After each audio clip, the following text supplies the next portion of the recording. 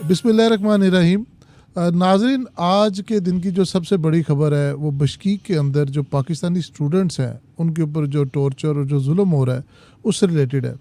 हम लोग यहाँ पर बिल्कुल भी सेफ़ नहीं हैं। ये लोग फ्लैट्स पर जा जाकर बच्चों को मार रहे हैं, उनके दरवाजे तोड़ रहे हैं। इन लोगों को कोई भी रोकने वाला नहीं है। इनकी आर्मी भी इनको कंट्रोल नहीं कर सकती है। हमारी पाकिस्तानी गवर्नमेंट से यही गुजारिश है कि वो यहाँ पर आर्मी को जितना हो सके अपनी आर्मी को अगर वो भेज सकते हैं यहाँ पर हमारे लिए सेफ्टी मेजर्स प्रोवाइड करें किसी भी तरीके से। और हमारे जितने भी कॉन्ट्रैक्टर्स हैं या बड़े जितने भी हैं उन लोगों ने रात को कोई एक्शन नहीं लिया। अभी सुबह वो हम लोगों को दिलासे दे रहे हैं, लेकिन हमें यही सुनने में आ रहा है कि रात को इससे भी ज़्यादा वर्स्ट कंडीशन होगी। जो कल रात हुआ उससे ज़्यादा आज होगा। तो हम लोग सब बहुत ज़्यादा परेशान हैं। अब बिश्कीक किर्गिस्तान के अंदर एक शहर है जहाँ पर इस वक्त तकरीबन 10,000 से ज़ायद पाकिस्तानी मेडिकल स्टूडेंट्स हैं। जी हाँ, वो स्टूडेंट्स जो कि पाकिस्तान से किर्गिस्तान जाते हैं MBBS की डिग्री के हसूल के लिए। पाकिस्तान के अंदर आपको पता है कि MBBS की डिग्री लेने के लिए आपको बहुत टफ कंपटीशन फेस करना पड़ता है। और इसके बाद जो दूसरा ऑप्शन होता है वो है प्राइवेट कॉलेजेस का। प्राइवेट कॉलेजेस की जो फ़ीस है वो अगर आप एक स्टूडेंट की फ़ीस देखें तो कम से कम 1 से 1.5 करोड़ रुपए के दरमियान आती है।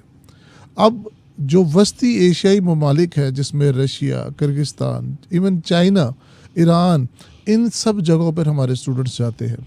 वो जिन हालात में रहते हैं वहाँ पर किस तरह से उनकी एजुकेशन, किस तरह से अपने लिविंग एक्सपेंसेस करते हैं, और जो आजकल पाकिस्तान के अंदर माशी हालात है और जो डॉलर का रेट है, आप सब इस चीज़ का अंदाज़ा लगा सकते हैं कि उनके जो पेरेंट्स हैं बड़ी मुश्किल से इन चीज़ों को मैनेज करते होंगे। अभी जो हालात है इसके ऊपर हम बात करेंगे डॉक्टर ज़िशान नूर मलिक के साथ। He is patron in chief of all the foreign doctors जो कि पाकिस्तान से बाहर MBBS की तालीम हासिल कर रहे हैं या किसी और MBBS से रिलेटेड या मेडिकल से रिलेटेड कोई डिग्री कर रहे हैं। डॉक्टर साहब, welcome to the show. Thank you sir. Doctor साहब, कितने स्टूडेंट हैं इस वक्त उस शहर के अंदर और क्या बीती है, क्योंकि आप का उनके साथ करीबी रब्ता है, तो आप ज़रा अपडेट करेंगे वो आपको। इस वक्त जो किर्गिस्तान का कैपिटल है बिश्कीक, उसमें लगभग जो हमारे 10,000 स्टूडेंट्स हैं। इसके अलावा इंडियन भी हैं जो कि 10-15 हज़ार में हैं, कुछ और बंगाली स्टूडेंट्स हैं, कुछ अरब स्टेट से हैं। तो ये लगभग कोई 30 से 40 हज़ार स्टूडेंट्स हैं। हम उनके लिए कोई पाकिस्तानी या हम इंडियन नहीं होते। जब हम बॉर्डर क्रॉस करके वहाँ पे ज़ेर तालीम होते हैं, हम उनके लिए इंटरनेशनल स्टूडेंट्स हैं। लाइक अगर किसी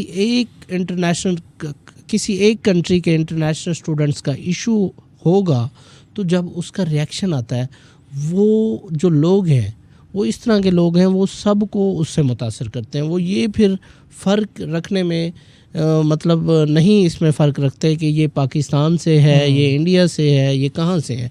वो सबको एक नज़र से जो इतलात आ रही हैं कि ये शुरुआत भी ऐसी कुछ हुई कि वहाँ के जो मकामी स्टूडेंट्स थे उन्होंने कुछ मिस्री स्टूडेंट्स को मारा पीटा और उसके बाद उन्होंने रिएक्ट किया, और फिर उसका काउंटर रिएक्शन ये हुआ कि कल रात को तकरीबन 1,000 के करीब लोगों ने मिलकर ढूंढ कर जितने भी इंटरनेशनल स्टूडेंट्स थे उनको हरास किया, उनको मारा। अब मेरा खुद डॉक्टर साहब इसके अंदर ऐसा एक्सपीरियंस रहा हुआ है कि मैं बाहर था, तो I was the president of all the international students. तो हम एक कम्युनिटी होते हैं वहाँ पे, घर से दूर होते हैं, और हमारे जो दोस्त ही होते हैं वही एक दूसरे के बहन भाई और वही सारा कुछ होते हैं। तो I can feel it very very very very closely कि जो इस वक्त वहाँ पे बीत रही होगी। तो डॉक्टर साहब, आपकी ऑर्गेनाइजेशन क्या कर रही है? जो 16 मई की रात है, कुछ स्नैचिंग का मामला हुआ, मिस्री जो स्टूडेंट्स हैं उनके साथ छीना झपटी का।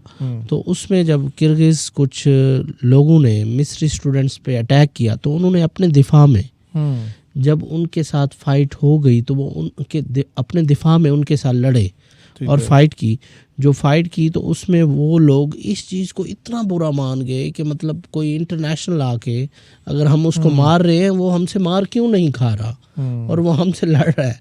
तो अनफॉर्चुनेटली अगले दिन वो आए और 17 की शाम को मगरिब के बाद वो बहुत बड़े बड़े मॉब लेके आए, 1000 की मतलब तादाद में थे, और जो पुलिस से भी अनकंट्रोल थे तो वो जब हमारे हॉस्टल में घुसे, बच्चों के तोड़ फोड़ की, बच्चों को मारा, कई बच्चों को, जैसे कि मैंने आपको वीडियोस भी भेजी हैं, ज़ख्मी हैं। हमारी बैसी कहाँ पर है? आप लोग जब यहाँ से बच्चों का एडमिशन करते हैं तो क्या वो लावारिस होते हैं वहाँ पर? क्या वहाँ पर एम्बेसी का कोई बंदा नहीं होता जो उनके साथ लिंक्ड अप होता है? क्या वहाँ पर एम्बेसी के लोग क्या उनको वैसे ही छोड़ देते हैं?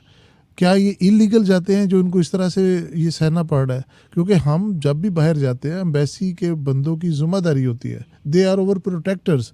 तो ये इतना गैप क्यों है अभी इसमें? बिल्कुल आपने सही कहा कि एक तो ये एक जो है पहले फॉरेन मेडिकल ग्रेजुएट्स कम तादाद में बैरून ममालिक जाते थे। मैं खुद एक फॉरेन ग्रेजुएट्स हूँ, मैंने भी किर्गिस्तान से ही किया है। 2015 में मेरा ग्रेजुएशन हुआ है, मैंने एक गवर्नमेंट स्टेट यूनिवर्सिटी से अपनी डिग्री हासिल की। लेकिन ये कुछ चंद सालों में पिछले 2018 से लेके अब तक ये एक बहुत बड़ी इंडस्ट्री बन चुकी है। राइट। तो इसमें जैसा कि आपने कहा कि जो है इनके राइट्स की कोई बात नहीं करता या इनकी प्रोटेक्शन नहीं है, तो प्रोटेक्शन ये करना या एडमिशन करना, सॉरी आपने कहा जब आप एडमिशन करते हैं, हम कोई एडमिशन नहीं करते। एडमिशन जो है ये मुख्तलिफ एजेंट्स हैं जो पाकिस्तान में काम कर रहे हैं, वो बच्चों को अपना जो है लेके जाते हैं अपनी कंसल्टेंसी के थ्रू। हम इसके लिए फैसिलिटेशन नहीं कर रहे, लेकिन हमारी राइट्स के लिए एक ऑर्गेनाइजेशन है। जब कोई इशू आता है तो हम फिर बात करते हैं, लेकिन हमारा इसमें ज़ीरो बेनिफिट है। बाकी जब एम्बेसी की बात है, एम्बेसडर साहब इस वक्त जो है अपनी कोशिश कर रहे हैं जितना वो कर सकते हैं, लेकिन जो सिचुएशन है वो हैंडल नहीं हो रही और जिस तरह के इक़दामात किए जाने चाहिए वो नहीं हो रहे। और जो आपने बात की कि एडमिशन जो करवाते हैं वो क्या बच्चों की प्रोटेक्शन की बात नहीं करते, बिल्कुल ऐसे ही है। अगर वो बच्चों की प्रोटेक्शन जब वो लेके जा रहे होते हैं उस वक्त उनको देखना चाहिए हम कितने बच्चे लेके जा रहे हैं, क्या इतनी कैपेसिटी भी है उस सिटी में।